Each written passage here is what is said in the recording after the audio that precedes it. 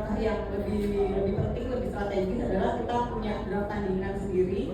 Kita membuat draft yang bisa kita usulkan gitu ke para kebijakan, karena pada umumnya mereka selalu minta masukannya secara teknis dan konkret gitu. Dan ini yang kita juga susun, yang versi kita, yang menurut kita sudah menjawab 9 masalah krusial. Lagi draft tandingan yang kita susun secara kolektif begitu ya, oleh teman-teman lembaga anggota koalisi, dan tentu akan terus berkembang.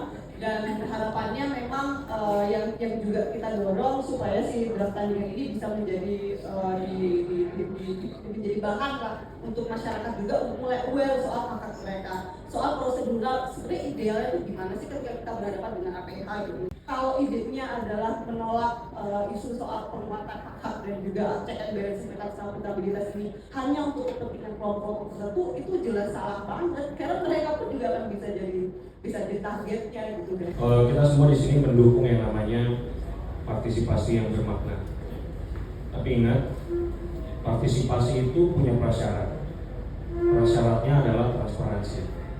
Tanpa ada draft yang bisa kita baca, bisa kita pelajari, bisa kita kritisi, omong kosong sebenarnya partisipasi.